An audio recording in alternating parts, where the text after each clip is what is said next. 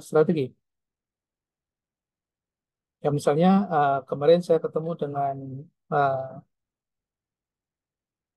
mahasiswa yang baru lulus dari Pondok Pesantren Gontor, S1-nya di sana, kemudian mengajar juga akhirnya di sana ya di Gontor. Nah di S1 di sana ini uh, saya tanya berapa kompensasinya gitu ya, dan ternyata uh, full dedicated gitu ya. Jadi mendedikasikan dirinya itu tidak dia pikirkan berapa dapat gajinya gitu. Jadi sampai ya sampai sekuat itu gitu ya. Jadi uh, ketika untuk mendapatkan tenaga pendidik yang berkualitas ya tadi tidak semua berorientasi pada gaji gitu ya. Lalu uh, kita juga diminta untuk mendesain bagaimana uh, melakukan apa penilaiannya, penilaian kinerja, kemudian hasilnya dari penilaian itu kita ada pilihan apakah kita bisa promosikan gitu ya yang bersangkutan jika memiliki kinerja yang bagus, performa yang bagus, atau kita demosi ya kalau misalnya mengalami kemunduran atau memiliki kinerja yang tidak memuaskan, atau kita mutasi, kita pindahkan barangkali yang bersangkutan misalnya tidak memiliki kompetensi yang sesuai dengan jabatan yang ada saat ini. Ini ada yang rekam nggak ini? Saya lupa tadi nggak rekam ya. Ada. Oh ya, makasih. Bisa malah baru ingat merekam. Karena yang hadir tidak semuanya bisa hadir ya. Jadi mungkin kita simpan, kita nanti share lagi ke teman-teman rekan-rekan yang nggak bisa ikut kuliah kita sore hari ini. Ini sore saya, mohon maaf saya nggak bisa terlalu keras ya. Ini saya takut mengganggu penumpang yang lain. Eh, Suara saya masih terdengar? Terdengar, Prof. Masih, Prof. Masih Jelas, ya? Prof. Ya, terima kasih. Nah, ini tadi kita bicara tentang bagaimana eh, menanamkan karakter building, ya, membangun karakter dengan menggunakan prinsip-prinsip yang sesuai dengan religi kita. Jadi, yang pertama prinsip keadilan, kesetaraan, justice and fairness ya. Saya kira ini penting karena uh, ketika kita bisa memberikan ruang yang sama, setara, dan adil, maka akan ada tingkat kepuasan ya bagi uh, pihak-pihak yang mungkin di dalamnya dari berbagai ragam asal, usul, suku, ras, atau sosial, dan sebagainya. Ini saya kira menjadi prinsip kita dalam menyelenggarakan pendidikan. Kemudian prinsip kerjasama dan persatuan, kemudian prinsip kejujuran dan integritas, akuntabilitas. Nah, terkadang yang menjadi tantangan kita itu adalah tentang akuntabilitas ya. Jadi, bagaimana kita bisa memberikan pertanggungjawaban dengan benar dan semua pihak merasa puas ya dengan uh, tata kelola yang kita jalankan. Nah, bicara tentang tata kelola ini menjadi salah satu unsur yang terkadang seringkali kita mengabaikan gitu. Ya karena mungkin bisa jadi karena faktor kekeluargaan gitu ya, karena faktor uh, karena ya beberapa faktor apa sosial ya, eh, biasanya budaya begitu ya. Itu yang kemudian kita saling permisif gitu ya, saling ya sudahlah nggak apa-apa gitu ya, ya sudahlah nggak apa-apa gitu. Nah, karena ada faktor permisif itulah yang terkadang akhirnya profesionalitas dalam tata kelola menjadi terabaikan gitu. Ini menjadi tantangan. Ya kemudian prinsip pengembangan diri dan spiritual. Saya kira ini menjadi bagian-bagian penting yang kita yang menjadi panduan bagi kita dalam menjalankan organisasi kelembagaan pendidikan Islam. Oke. Nah, ini tadi fungsi manajemen SDM ya di dalam apa proses untuk mendapatkan sumber-sumber daya yang berkualitas agar organisasi kita bisa disokong atau didukung oleh SDM yang berkualitas. Ini menjadi tantangan. Ya terkadang manual ya mungkin berbeda situasi dan kondisi ya di masing-masing daerah.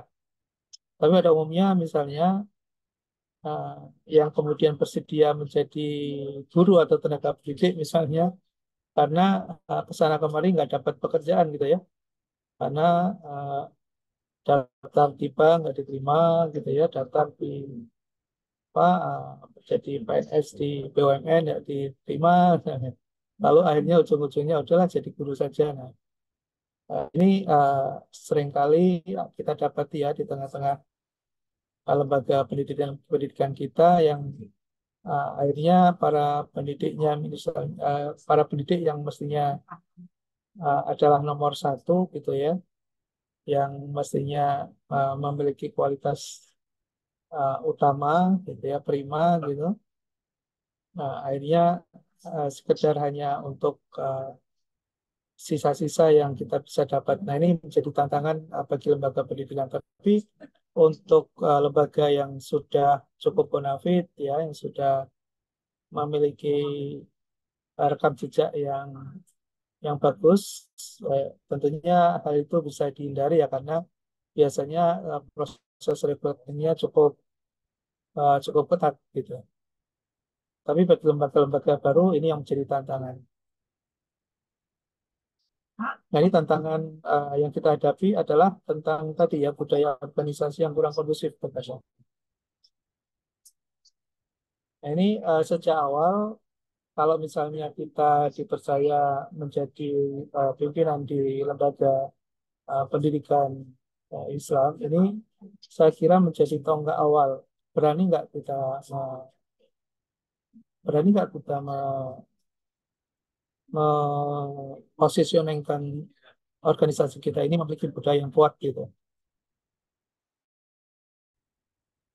Dan yang kedua kualifikasi ya tadi kualifikasi tenaga pendidik yang belum memadai. Ini ya tadi kita sempat sampaikan kualifikasi misalnya ya karena mungkin lembaga kita masih dinilai uh, belum terlalu bonafit misalnya, kemudian secara ekonomi mungkin secara keuangan juga belum memiliki kemampuan yang sangat baik untuk bisa memberikan kompensasi kepada para tenaga pendidik misalnya, lalu kemudian kualifikasinya menjadi turun gitu. Atau kita turunkan kualifikasi dan kompetensi para tenaga pendidiknya. Ya, ini juga menjadi tantangan tersendiri ya. Lalu motivasi dan semangat kerja bagi sebagian lembaga pendidikan yang lingkungannya belum terbentuk dengan baik, biasanya up and down ya. Terkadang para tenaga pendidiknya uh, demotivasi ya karena barangkali karirnya yang tidak cukup jelas gitu ya, lalu kemudian ya jenjang karirnya belum terlalu jelas, kemudian uh, size organisasi mungkin terlalu kecil gitu ya, lalu kemudian motivasinya menjadi turun gitu. Nah, ini juga menjadi sebuah tantangan tersendiri. Namun lagi-lagi tadi ya, kalau kita berani mendesain organisasi kita dengan baik, lalu kemudian kita bisa komunikasikan dengan para pemangku kepentingan ya, terutama para guru, para dosen misalnya. Contoh sederhana misalnya, eh, 5 tahun lagi ya kita akan punya gedung seperti ini gitu ya. Nah, ini sebuah vision ya. Eh, sebagai sejauh mana kita menjadi seorang pemimpin yang visioner gitu. Ya, jadi kita perlu membangun dan memiliki mimpi yang bisa dijadikan sebagai sebuah semangat bagi para pemangku kepentingan di internal ya, terutama para guru, ya dosen atau orang tua juga gitu.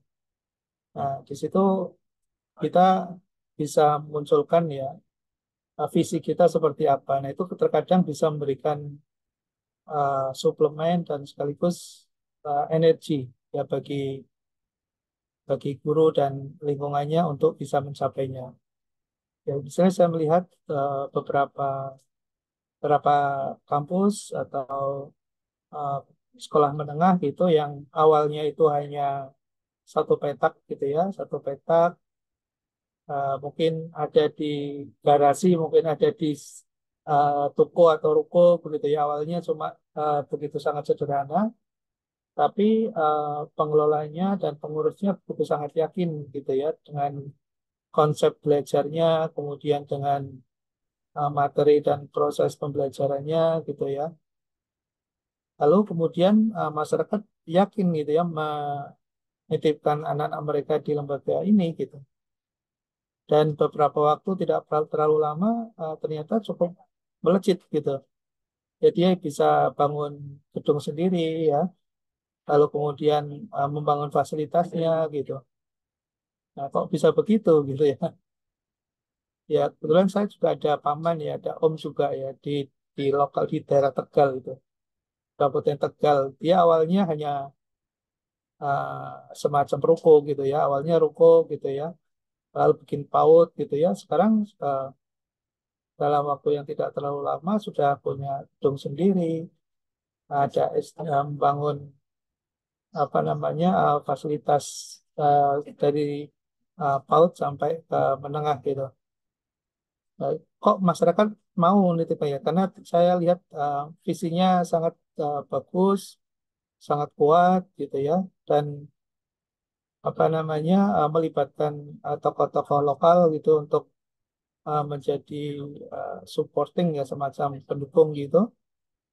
Ya ternyata masyarakat yakin dan mempercayakan anak-anak mereka di uh, organisasi lembaga pendidikan ini. Jadi saya lihat uh, beberapa lembaga yang memiliki visi yang sangat kuat, ya, sangat membantu untuk bisa menarik lebih cepat akselerasinya dalam pertumbuhan. Ya, ya saudara sekalian,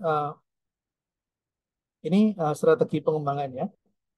Jadi sebaiknya kalau kita misalnya dipercaya ya untuk mengelola sebuah lembaga pendidikan dan kita concern terhadap pengembangan SDM, maka apa yang perlu kita lakukan? Yang pertama adalah menyusun program.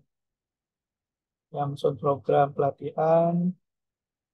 Kemudian yang kedua, menerapkan program mentoring, coaching untuk pengembangan profesional berkelanjutan. Jadi terutama kepada guru-gurunya, walaupun mungkin fasilitasnya terbatas, tapi kalau guru-guru dan pendidiknya sangat bersemangat, memiliki visi yang bagus, cara mengajarnya memuaskan, anak didiknya bisa berubah, maka orang tua pasti akan yakin dan memberikan kepercayaan yang tinggi ya terhadap lembaga ini. Jadi yang menjadi fondasi dan unsur pentingnya adalah human ya. Kemudian yang ketiga adalah memfasilitasi peluang pengembangan karir tadi. Jadi kalau organisasi bisa bertumbuh maka uh, karir path-nya akan menjadi semakin jelas dan akan memberikan semangat ya kepada para tenaga pendidiknya. Kemudian yang keempat, memberikan insentif dan penghargaan. Jadi kalau ada yang berprestasi, kemudian ada yang memiliki kerja bagus, ya sebaiknya diberikan penghargaan dan bentuk prestasi, bentuk apresiasinya seperti apa itu perlu dirancang.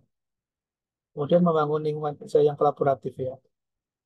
Jadi ya tadi walaupun mungkin sederhana untuk membangun sebuah lingkungan yang kolaboratif dan mendukung tidak harus memiliki gedung yang mewah gitu ya. Mungkin dengan fasilitas yang serba terbatas, tapi kalau di dalamnya dihuni oleh orang-orang yang memiliki motivasi tinggi, memiliki daya kreasi dan inovasi yang bagus, ya akan menjadi hidup tuh lingkungannya. Ya. Kemudian yang keenam, memanfaatkan teknologi ya. Jangan lupa memanfaatkan teknologi. Dan kemudian yang ketujuh adalah menjalin kemitraan. Jadi jangan sendirian, berkolaborasi dengan berbagai pihak untuk dapatkan dukungan. Gitu ya.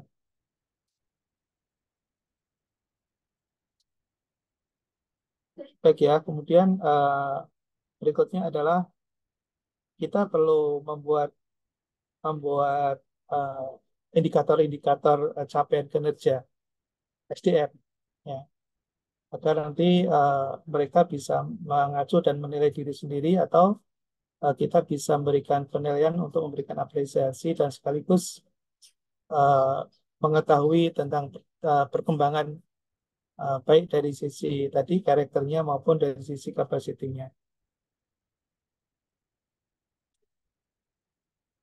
Berikutnya adalah tentang budaya organisasi. Tadi sudah sempat kita ini ya, sudah sempat kita diskusi awal. Nah, yang bagus membangun sebuah budaya yang bagus di dalam lingkungan pendidikan kita adalah tadi ya kita bisa merekrut secara terbuka gitu ya.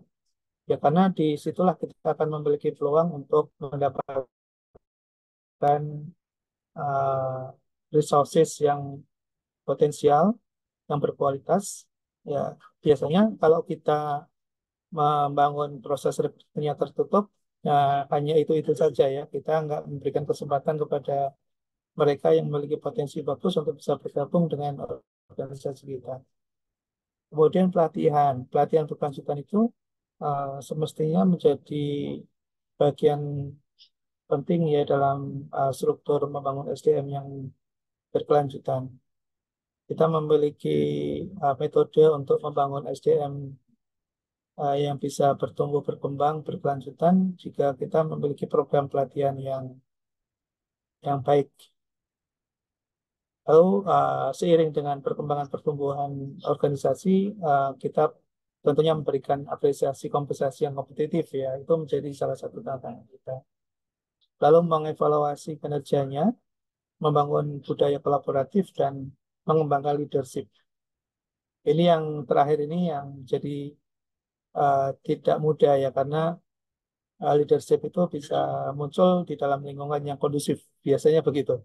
Kalau lingkungannya tidak kondusif, maka leadership tidak muncul. Ya, terakhir adalah mengenai tantangan, ya peluang dan tantangan. Tantangan yang saat ini kita ada bersama adalah tantangan teknologi.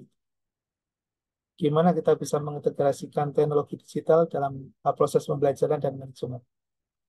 Kemudian globalisasi dan keberagaman, kita bagaimana bisa berkomunikasi dan bisa berinteraksi dengan lingkungan global, dengan berbagai budaya yang berbeda, bahasa yang berbeda.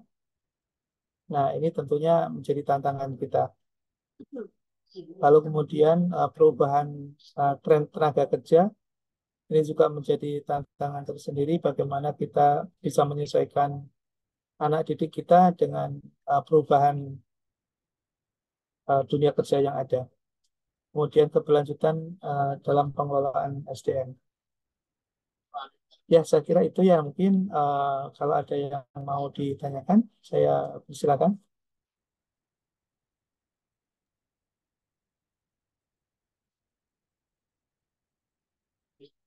Ada yang mau ditanyakan? Oh, Izin Bu Ena, bertanya, Prof. Ya, enggak? Ya, ini menarik sekali ya, eh, untuk apa mengetahui pengembangan eh, karir ya. Ini saya mau tanya kalau misalnya organisasi itu sudah istilahnya udah jenuh gitu, sudah lama.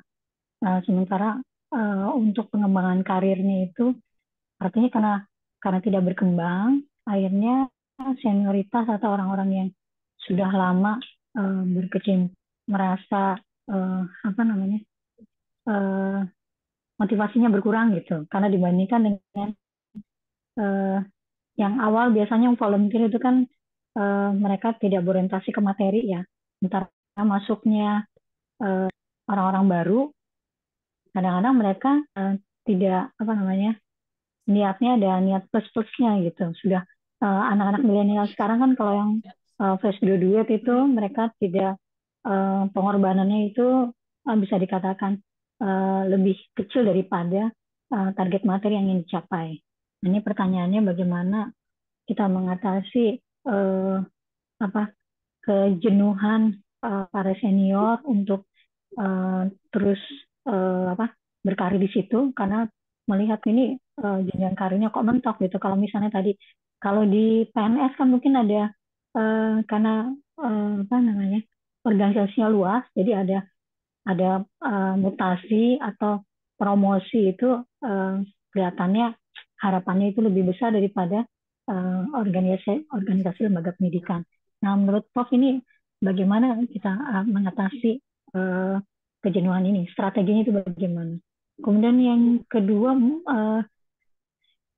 kalau misalnya di dalam organisasi itu, misalnya sudah terlanjur ada nepotisme misalnya, eh, seorang leader yang mereka lebih apa namanya mengutamakan orang-orang yang ada terdekatnya, temannya atau keluarganya gitu, yang akhirnya apa orang-orang yang ada di bawahnya itu mereka merasa ini udah percuma deh bergabung dalam tim karena nepotismenya terlalu kental. Nah ini bagaimana mengatasi atau solusi yang gitu gitu untuk karena kebetulan kalau misalnya nepotisme untuk yang di awal apa contohnya itu dari leadernya itu sulit sekali kan untuk dibongkar gitu, Prof.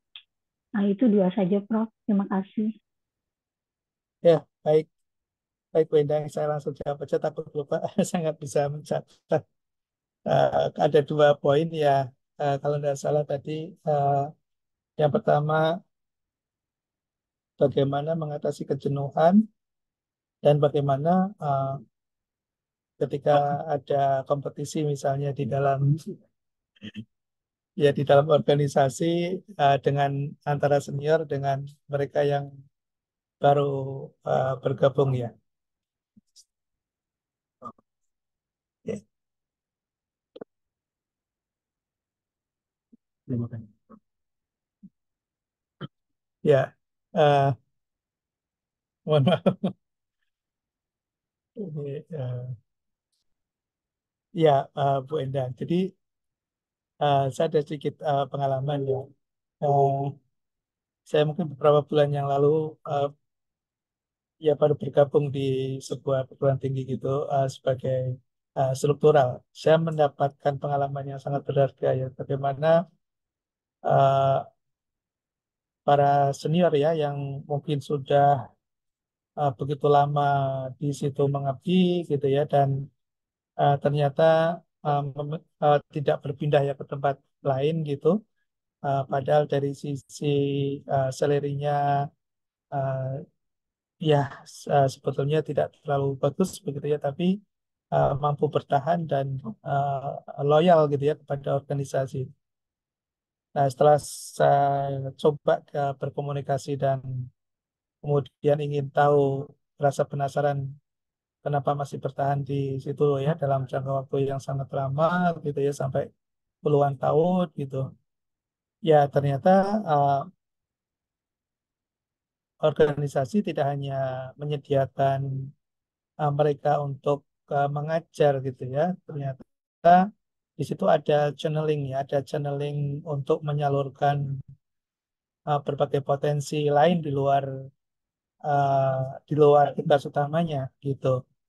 Ya, misalnya ternyata di eh, lembaga ini misalnya menyediakan fasilitas untuk berbisnis gitu ya. Berbisnis, kemudian ada yang diberikan channeling misalnya untuk melakukan aktivitas kegiatan apa sosial gitu. Ada ada juga menyalurkan channeling berupa kursus ya, memberikan teknikal asistensi pendampingan gitu. Nah, mereka itu mendapatkan kepuasan tambahan gitu ya di luar tugas utamanya mengajar gitu. Nah, ternyata dari kegiatan-kegiatan itu ternyata juga menghasilkan income gitu ya. Jadi ini hari ini tadi saya mendampingi dua dosen yang pergi haji gitu ya. Padahal dosen ini kalau dari sisi pendapatan juga ya sebetulnya jauh mungkin dari harapan eh, rata-rata saat ini gitu. Tapi mereka bisa mampu untuk misalnya berangkat haji gitu ya. Nah, hal-hal semacam itu bagi kita yang mungkin dipercaya atau sedang mengelola sebuah lembaga pendidikan, sebaiknya memiliki inovasi juga ya untuk memberikan ruang uh, pada guru-guru atau pada pihak internal kita yang mendukung ini untuk bisa mendapatkan fasilitas uh, fasilitas layanan lain di luar pekerjaan utama. Ini saran saya ya. Nah, kemudian tantangan yang kedua adalah ketika berhadapan dengan anak-anak milenial atau uh, generasi muda saat ini yang sangat begitu cepat ya untuk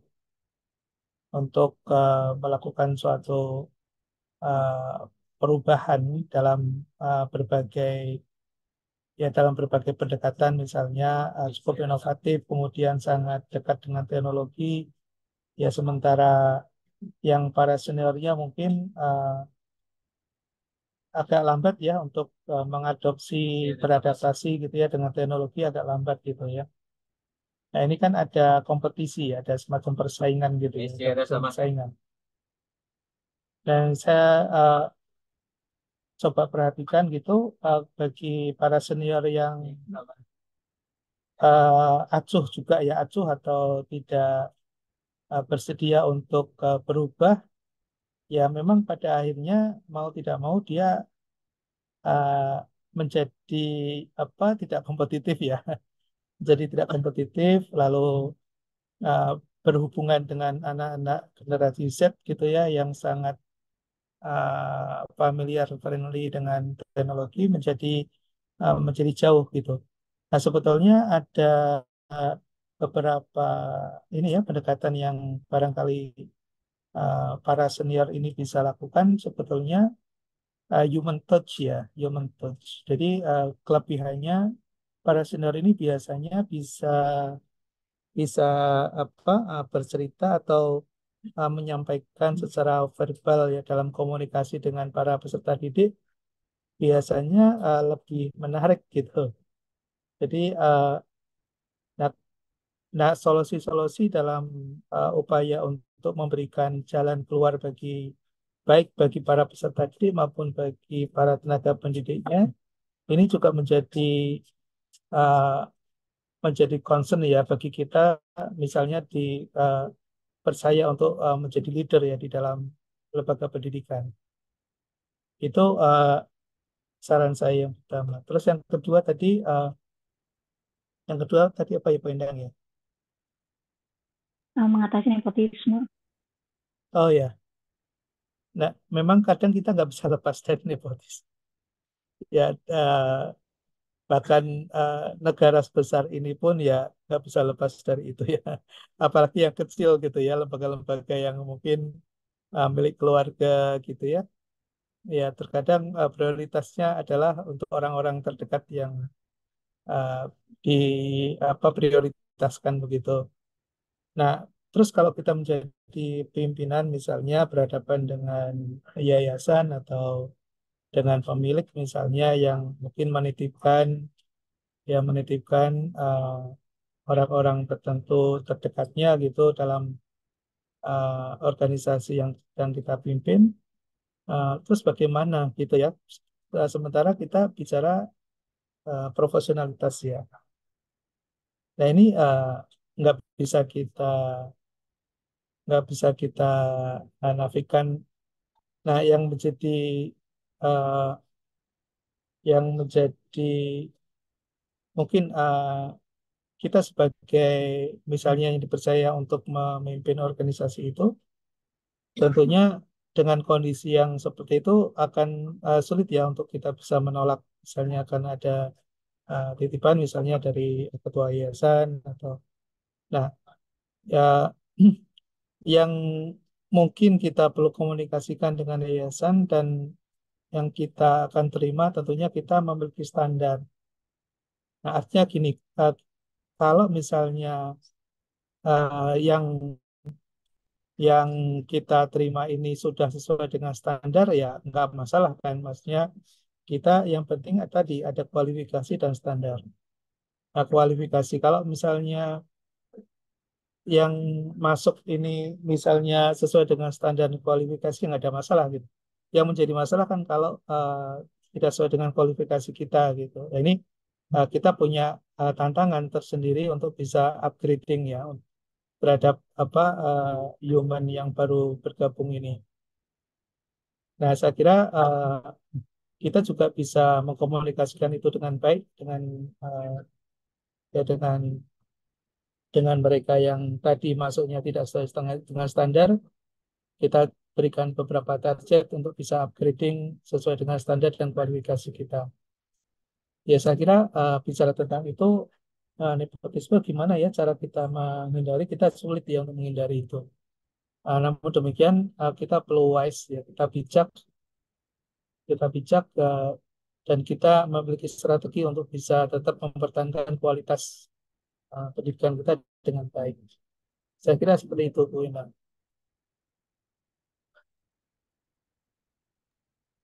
Kalau misalnya, mohon maaf Prof, Iya, ada standar ganda gitu misalnya, leadernya karena memang itu jalur keluarga, jadi bisa dikatakan overprotective gitu. Jadi ketika ada rekan kerja yang lain merasa kok kalau untuk satu kasus udah dapat teguran keras gitu, sementara kalau yang ada hubungan dengan keluarga itu dilindungi gitu. Itu gimana cara? Jadi kan budaya kerjanya tidak sehat ya, karena kan ributnya cuma di dalam gitu, nggak ada salurannya. iya. Kalau kita misalnya katakanlah ditempatkan pada posisi tertinggi ya dalam proses pengambilan keputusan, maka kita sebaiknya bisa membangun sebuah infrastruktur organ yang mendukung, misalnya membuat komite gitu ya. Jadi begini, bagaimana caranya mengambil sebuah keputusan dan kebijakan itu eh, tidak perseorangan. Ya eh, misalnya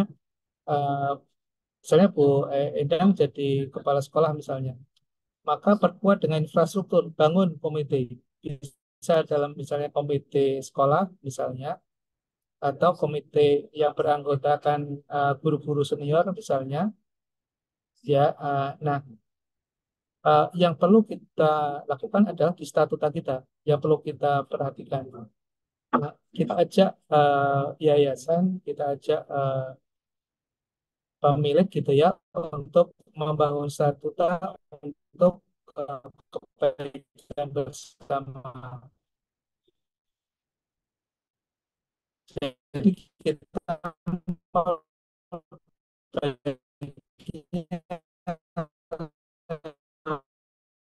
lewat itu dulu, lewat kebijakan dulu. Suatu keputusan kita lakukan berdasarkan pada terjadi perselisihan, itu bisa terjadi perselisihan gitu. Tapi kalau kita bisa siapkan, bangun dengan membangun kebijakan internal, makanya di dalam mata kuliah ini kan judulnya manajemen strategi dan kebijakan pendidikan begitu. Nah, jadi segala sesuatu kita bangun infrastrukturnya, ya. Nah, infrastruktur dalam organisasi itu akan bisa terbangun kalau memiliki dasar. Nah, dasarnya apa? Dasarnya adalah anggaran dasar. Nah, anggaran dasar itu di dalam pendidikan namanya statuta, gitu ya. Jadi statuta itu yang diperbaiki. Nah, di situ kita masukkan misalnya ada komite, misalnya. Nah, komite-komite itu apa saja yang dibutuhkan? Nah, misalnya ada komite pendidikan, bisa ada komite kurikulum, misalnya, ada komite SDM, gitu. Ya, ada komite SDM. Kita bikin komite SDM dalam statuta itu. Ya, sehingga nanti komite personalia inilah yang nanti akan menjadi organ yang akan menentukan kebijakan di dalam ketenagakerjaan atau di dalam standing kita atau dalam personalia itu. Jadi jangan jangan menjadi beban pribadi. Eh, itu saran saya, Bu Endang. Makasih banyak, Prof. Ya, sama-sama. Ada lagi mungkin yang mau ditanyakan, Kang Daryo? Gimana ini Kang? Di rumah atau di kantor? Ya masih Masih commute. di mute. Masih di mute Pak Daryo. Masih di kantor, Prof. Nunggu selesai Masya Allah. kuliah. Luar biasa. Prof, izin bertanya boleh Prof? Mangga, mangga, mangga. Ini apa namanya me, meng, apa maksud saya ini kasus sekarang ini tentang UKT itu Prof di terutama di PTNBH itu salah satu analisa sederhana saya dan beberapa orang itu PTNBH itu kan awalnya PTNBLU ya, Prof. Artinya perguruan tinggi negeri yang disupport full oleh APBN. Isi struktur dari PTN itu sendiri adalah para akademisi. Ketika mereka kemudian dirubah jadi PTNBH, di mana mereka diperbolehkan komersil, sementara orang-orangnya itu SDM itu tidak memiliki tanda kutip ya, Prof, background bisnis gitu, Prof. Jadi rektor itu ya pendidik gitu. Sulit bagi dia untuk kemudian berinovasi untuk mencari eh, apa namanya biaya dana. Akhirnya ujungnya ke mahasiswa lagi dan mahasiswa lagi yang jadi korban, makanya UKT itu kemudian tinggi. Nah, menurut Prof, apakah kemudian di sebuah lembaga pendidikan itu atau apa kita masukin aja ya para pebisnis itu menjadi menjadi pimpinan gitu karena salah satu tugasnya itu kan itu tadi Prof mendanai karena APBN-nya sudah mulai berkurang gitu. Jadi karena selama ini ya rektor, dekan dan seterusnya itu kan rata-rata akademisi ya Prof ya, tidak terbiasa untuk dikasih beban mencari dana gitu. Bukan dengan membebankan kepada mahasiswa dalam bentuk bisnis dan segala macam. Itu bagaimana Prof menurut Prof? Terima kasih Prof.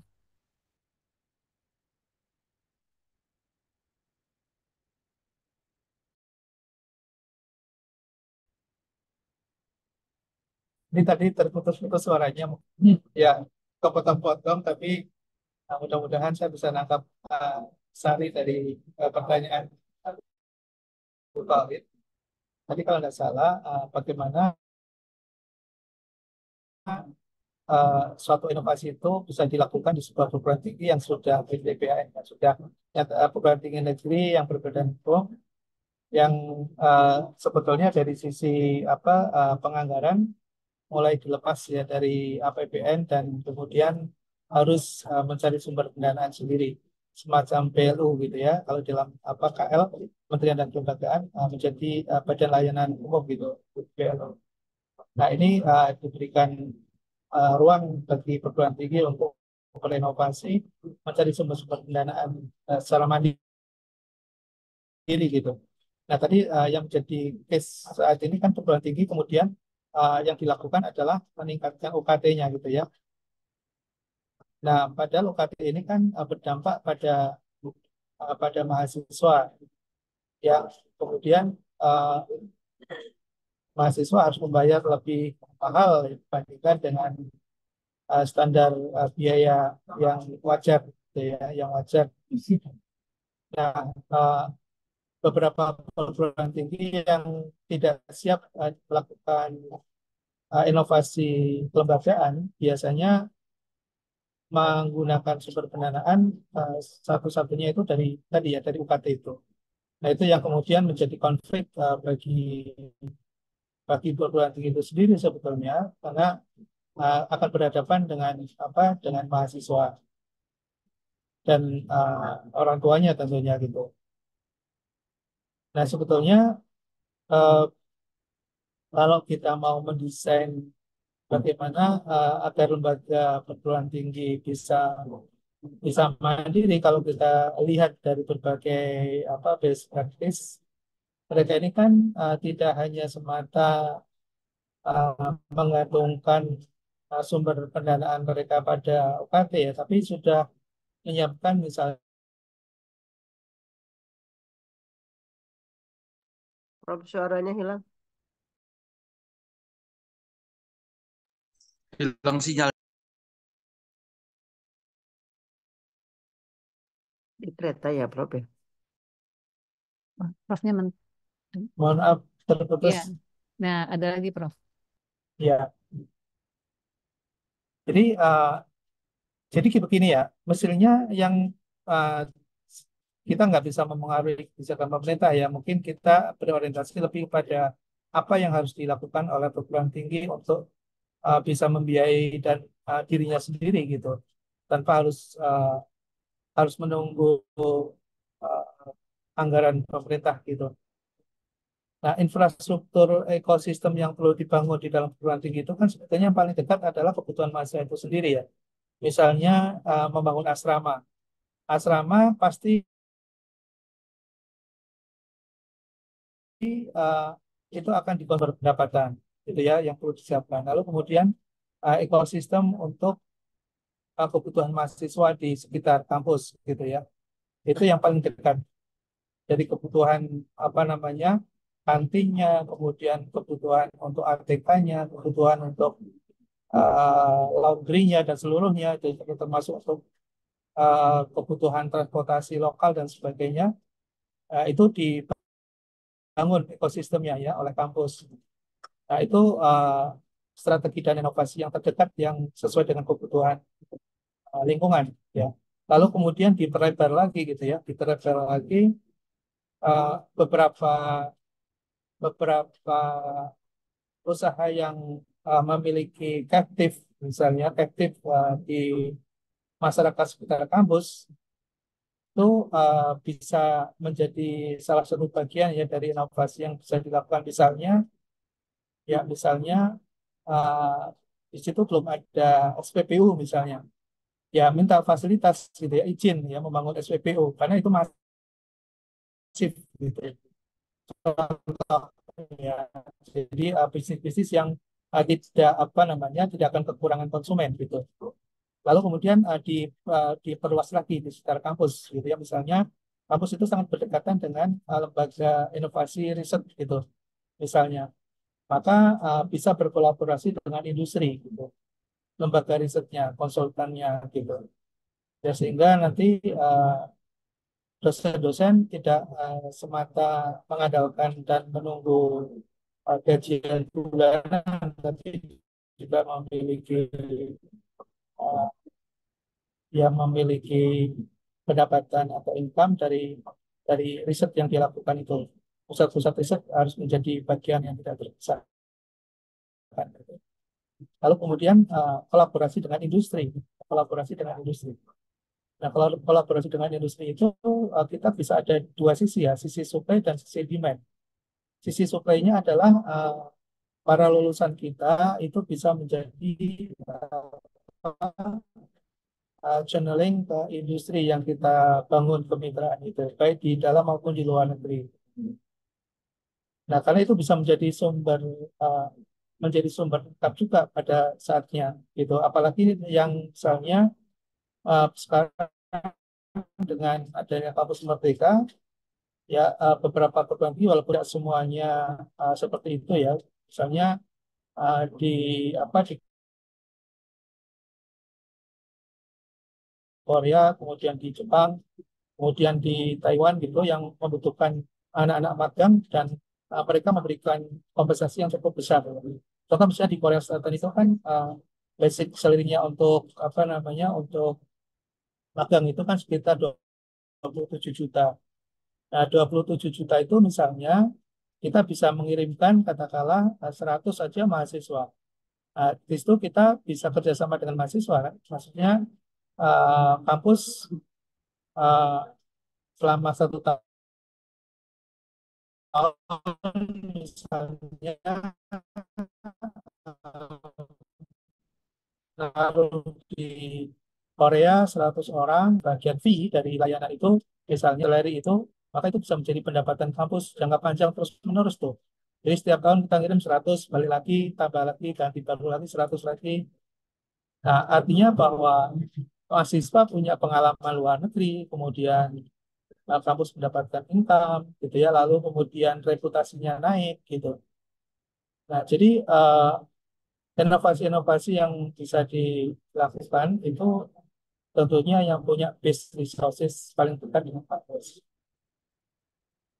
Itu preferring. Jadi perlu ada inovasi kalau pimpinan atau pimpinan perguruan tinggi tidak memiliki. Jadi eh, jadi pimpinan perguruan tinggi itu kan yang dibutuhkan sebetulnya tadi bisa berkolaborasi, bisa bermitra, berinovasi, bukan memikirkan di dalam. Kalau di dalam itu kan sudah ada kaprodi, sudah ada dekan gitu ya, biar diurus oleh oleh oleh pimpinan-pimpinan di kaprodi dan di. Tapi kalau yang level top ya mikirnya gimana membangun kolaborasi, membangun strategi, gitu ya. Dan disitulah perguruan tinggi akan bisa bisa maju dan kuat gitu dengan mandiri karena tidak mengandalkan tadi ya apa dari UKT itu. Iya, makasih Prof. Ini Prof, ini apa pertanyaan sedikit apa ya? Maksud saya eh, kalau seperti itu kan sebenarnya Prof di puncak pimpinan tadi kata Prof itu kan tidak lagi mau memikirkan ke dalam ya kan ada dekan. Mungkin nggak ya Prof, lembaga pendidikan itu dipimpin oleh seorang di luar kan karena gini, rektor segala macam rata-rata kan guru besar yang akademisi gitu Prof. Mereka belum belum banyak memiliki atau tidak banyak atau apalah bahasanya untuk terjun dalam dunia bisnis gitu. Mungkin nggak ya Prof, lembaga pendidikan itu kemudian dipimpin terutama perguruan tinggi oleh orang-orang di luar dari akademisi gitu Prof, supaya dia bisa survive. Ini pikiran-pikiran yang liar aja ya, Prof. Ya. Maksudnya mungkin nggak gitu, Prof. Jadi seperti perusahaan gitu, Prof. Seperti perusahaan, karena kan emang PTNBH ini kan memang eh, di dimandirikan, kalau bisa komersil gitu. Kayak kayak Kementerian Kesehatan aja kan tidak harus dokter yang jadi menterinya gitu. Mungkin nggak ya perguruan tinggi itu bukan dipimpin oleh seorang akademisi gitu, Prof. Ada Bu Desi itu dari Kemenkes. Daripada Ya, UKT-nya mahal banget, Pak.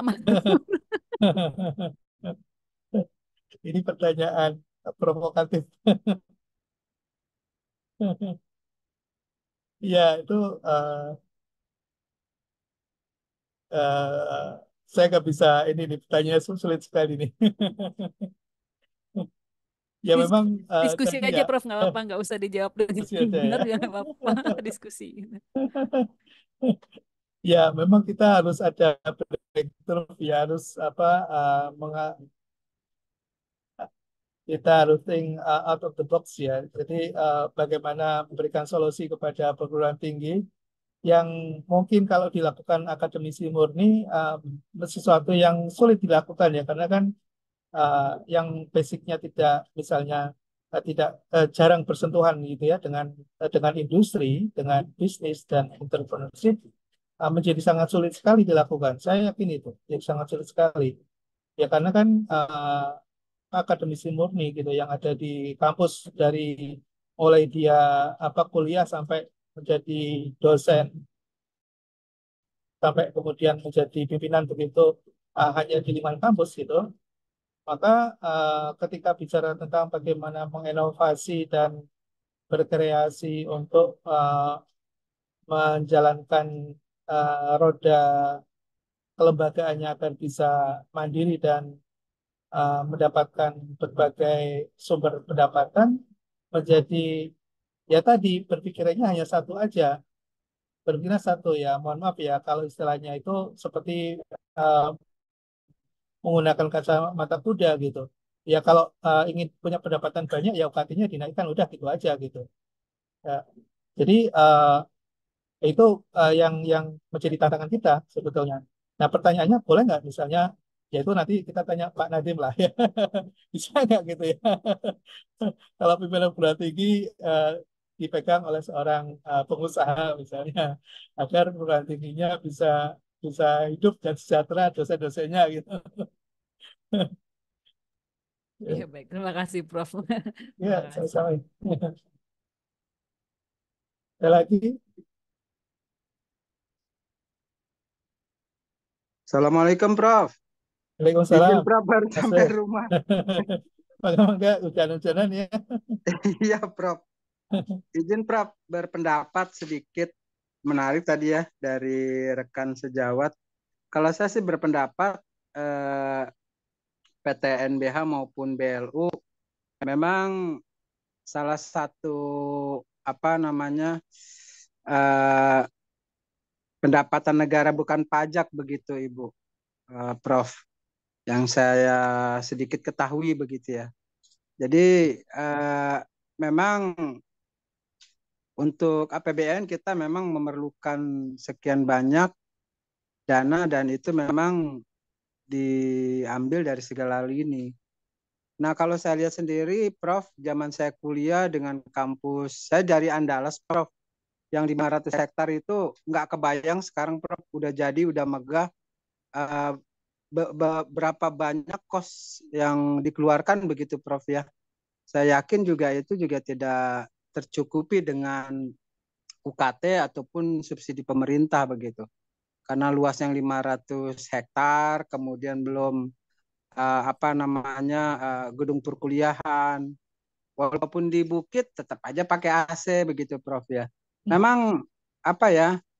eh, saya juga tidak tahu kenapa tidak dibuat kampus yang eco green, ya, green campus begitu ya.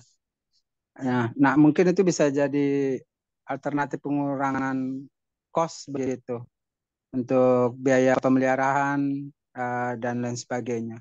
Saya rasa sih itu salah satunya mengapa terjadi tren saat ini seperti itu.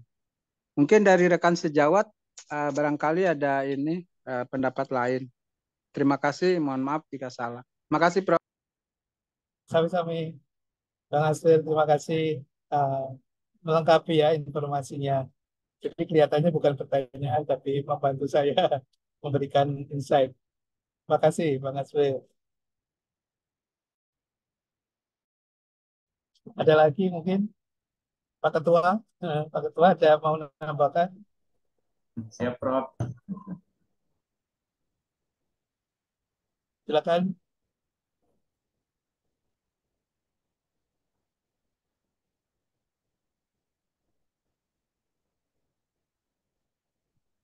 Suaranya belum keluar nih, Pak Matur. Pak Ketua, Ya, Prof. Siap. ada yang mau disampaikan? Eh, cukup, Prof. Oh, yang lain ada? Bu Kokom?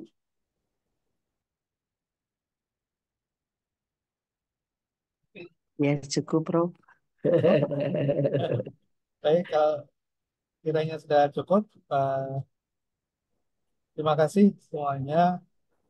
Dan ada manfaatnya walaupun sebentar. Eh, ada soal seperti biasa ya. Habis ini bisa masuk ke bagian consulting, Prof, pertemuan kelima. Ya, saya ada beberapa ini soal-soal yang belum terjawab itu teh sudah habis waktunya lagi gimana? oh, Anda belum menjawab begitu oh gitu. deh. Saya cek-cek Oh, gitu. Iya. baik baik. Nanti di kesempatan terakhir nanti kalau ada yang kosong-kosong nanti saya infokan ya. Jadi bisa di Yes. bisa Ya, dilengkapin terima gitu. kasih, Prof. Ya, mungkin untuk yang ini pertemuan kelima nanti bisa dikerjakan. Ya, terima kasih. Eh, boleh kita tutup dengan kafaratul majelis. Bismillahirrahmanirrahim. Subhanallah wa bihamdihi, asyhadu an la ilaha illallah, astaghfirullah. Terima kasih. Assalamualaikum warahmatullahi wabarakatuh. Waalaikumsalam Terima kasih, warahmatullahi Prof. wabarakatuh. Terima kasih, Terima Prof. kasih. Sampai jumpa Prof. lagi. Terima kasih. Sehat, Prof. Alhamdulillah. Semoga selamat dalam perjalanan. Sehat Prof selalu. menuju kemana Amin. ini, Terima Prof? Di kasih. kereta ya? Pekalongan ya, Prof ya. Ke Pekalongan. Ya, Martin. Ya, Manila, Prof. Oh ya. Amin. Ya.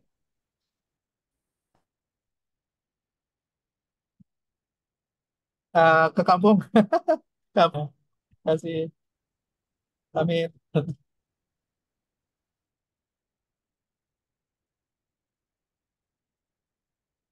Kita buka tugas ya, Pak Matur ya.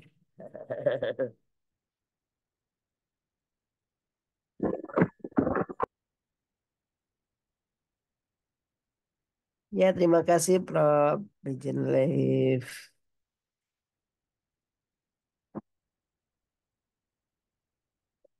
Yang masih ada siapa aja? Bu Pratiwi, Pak Daryo. Saya untuk ke jurnal. Gimana nih ke jurnal, teman-teman? Ini terakhir mau bapaknya udah nggak ada. Kita yang terus jurnal, yang wajib jurnal itu 2 ya. Bu Pratiwi, Bening, yang ada Pak Daryo. Ya, Pak Kokom. Ya, Eh, yang wajib jurnal itu Bu yang yang apa sih tadi ya? Kapita Selekta. Kita selekta. Harusnya jurnal 3 atau 4 Terus begitu. Kapital selekta itu yang Pak itu loh, yang sudah ditentukan 34 itu yang Pak Suryadi. Pak Suryadi itu kalau nggak salah ekonomi ya. Ekonomi, bukan. Oh, Ada diangkat. Prof Deden ya. Prof Deden. Oh iya, itu teh materinya Itu ditentukan tuh, itu 34 itu minimal 34 apa? yang materinya pengembangan teori dan praktek ya. Yang pengembangan Itu tuh yang wajib 34. 34. Kalau yang lain, kalau yang Kapita Selekta harus Iya, berapa? kayaknya itu 34. Kalau Kapita Selekta? Enggak sih, enggak ada harus berapa-berapanya gitu, enggak Oh, ada nggak ada. ditentukan. Nggak ada. Lain-lain apa lagi? Seingat saya ya, Pak Irja. Hmm. Seingat saya sih itu yang wajib yang Pak Suryadi itu aja sih. Pak Yang Suryadi lainnya sih aja kayak ya. Bu Prof Andriani lagi. Enggak Eh, enggak wajib, Bang. Bu, itu kalau yang mana tadi yang mengirimnya ya Pak, itu yang 300 itu Sinta berapa ya? Sinta 3,5, Sinta 5, 300. Kenapa makin gede Sintanya makin murah? Bukannya makin gede Sinta makin gede Sinta itu makin murah. Kenapa makin mahal? Gede mah makin bagus mah makin kecil Bu Sintanya mah. Ya, 1, 2 gede mungkinnya, 3 gede, keempat kecil. Hmm. Nah tadi yang 300 Sinta berapa itu? Oh, 3. 3,5 yang 3 Sinta 3. Sinta 3, 3,5 itu di mana? Di mana? Bu, mau dong. Tahu udah tuh Pak itu tadi Pak siapa Pak Rijal ya. Apa Rijal? Apa Pak Amirul? Pak Rijal Bu. Kan Bu Oh, Pak Kokom Rijal. kemarin yang semester kemarin sama siapa? Saya kemarin sama Bu Nur Kaida. Tapi kemudian sama Bu Dini Nah katanya, iya Bu kali Dini sama ada nih, Bunda Bu masih. Dini masih ada. Bu Dini agak mahal ya yang Bu Dini ya. Mm-mm. Bu Dini berapa 500 atau 700 dah? Bu Nini juga yang Bu Nur Kaida itu kayaknya yang Bu Dini sama aja gitu tapi nggak tahu. Oh ya nggak salah Pak Oh Rijal. sama. Kalau Bu Iya Pratiwi, deh. kalau Bu Pak Rijal Pratiwi, deh. Pak Rijal. Coba karena kita Soalnya ini saya semester kemarin itu nggak ngirim ke Maksudnya nggak yang bayar-bayar gitu, Bu. Pokoknya saya submit aja gitu. Ke siapa? Ibu ke siapa aku dulu? Ke yang Prof siapa ya, Prof? Yang kita dosen kita juga, Prof siapa sih? Prof Dede Yang bukan yang tadi di-share sama Pak Ketua? enggak yang semester kemarin. Kan nggak Eh, ngajar beliaunya. Saya lupa, pokoknya kemarin saya itu jurnal cuman submit aja gitu. Nggak harus hmm. ditayangkan, nggak harus diinin sih, maksudnya gitu. Sekarang juga kan nggak harus ditayangkan, apa harus? Kalau sekarang? Kayaknya harus submit deh Bu, submit doang deh Bu. Submit dong. Minta dong nomor kontak dosen yang kemarin Bu Pratiwi. Barangkali saya bisa. Tapi belum Sinta itu, Oh, belum Sinta. Kalau Sinta mah Pak belum Rijal Sinta. gitu. Iya, Dia Sinta Pak tiga, Bu. Rija. Iya betul betul. Pak Rijal yang Sinta tiga ya. Karena kita kalau tiga, tidak tiga, empat gitu ya. Iya, Hmm. lumayan tuh setiap mata kuliah satu jurnal aja kita 4 mata kuliah. Iya betul-betul. Ya, ya terima kasih informasinya Bu Hmm. Pratiwi. Bu Pratiwi udah mulai Iya, belum? Saya mah belum ke Pak mulai. Rijal. Itu teh tapi kita Iya, saya edit juga sendiri. belum. Ntar saya Bu, ke Pak Rijal Ibu deh. itu teh kita edit sendiri, kita Iya. turnitin sendiri, langsung jadi atau bisa dibantu turnitinnya, bisa dibantu misalnya editnya. Enggak sih. Kalau Pak Rijal kayaknya sendiri deh Bu itu semua. Bisa Pak ya. Ya, Mm-mm. kalau nggak Bu salah Koko tahun mah pakai asisten aja kayak Prof Andriani. Bu ya masih ke, sibuk.